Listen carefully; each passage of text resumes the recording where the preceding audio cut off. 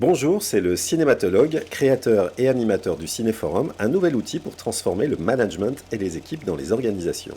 Je vous propose d'illustrer aujourd'hui les enjeux de l'éthique managériale par deux extraits du film Margin Call, réalisé par Jeffrey McDonald Chandor, sorti en 2011. La scène se déroule après la décision prise par le président du conseil d'administration d'une banque d'investissement, John Tuld, interprété par Jeremy Irons, de vendre au plus vite les actifs toxiques possédés par l'entreprise, quitte à déstabiliser pour longtemps l'ensemble du marché. S'ensuit une discussion entre le président et Sam Rogers, joué par Kevin Spacey, son chef du service des traders, très réticent à cette décision. Explorons ensemble ce qui se joue en termes d'éthique managériale sur ce premier extrait.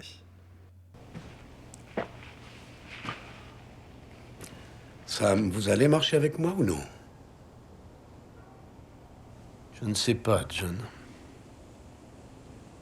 C'est vraiment moche, cette fois. Vous et moi, nous sommes des vendeurs. Nous vendons, c'est ce que nous faisons, ça n'est pas compliqué. C'est exact. Et vous savez très bien qu'on ne vend rien à personne, sauf si on pense qu'ils viendront en redemander. C'est la leçon qu'on a apprise. Et demain, on est fini. Mais on y est, Sam. Vous l'avez déjà dit, ça signifie quoi? Cette fois, c'est la crise. Un arrêt sur image. On perçoit très bien le combat éthique qui surgit entre les deux protagonistes. Sam Rogers estime que l'entreprise a une responsabilité envers les clients et les employés et qu'il est important de trouver une solution qui minimise les dommages collatéraux.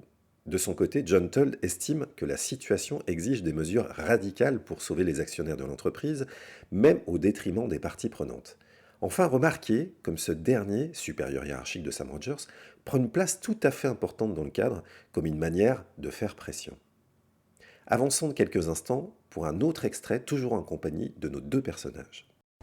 Écoutez, je ne me vois pas me pointer là, sachant ce que je sais, et mettre la pression sur tout le service.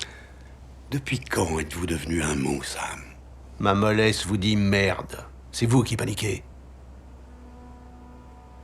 Si vous êtes le premier à franchir une porte, ça ne s'appelle pas de la panique.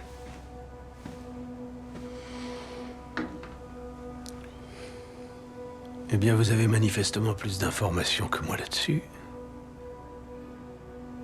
Mais je pense que ça va détruire cette compagnie. Personne n'aura plus jamais confiance en vous. Vous allez causer des faillites en connaissance de cause. Point final. Ça, c'est moi que ça regarde, Sam.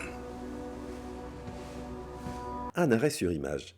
Avez-vous remarqué comme John Tull pointe la mollesse de son associé en invoquant le courage d'être le premier à prendre une décision difficile, au contraire de Sam Rogers qui défend une alternative plus vertueuse et morale? La question de l'éthique managériale se pose ici entre les principes de réalité, qui seraient de survivre quel qu'en soit le prix, et la prise de décision qui serait guidée par un socle de valeurs collectives. Enfin, on peut noter un concept de rationalité limitée qui ferait dire à Sam Rogers que John Tull a plus d'informations que lui pour prendre la décision, semble-t-il, la plus pertinente. Dès lors, l'éthique managériale semble facile à mettre en œuvre quand tout va bien. Mais lorsque tout va mal, qu'en est-il? Et vous, quels enseignements en tirez-vous?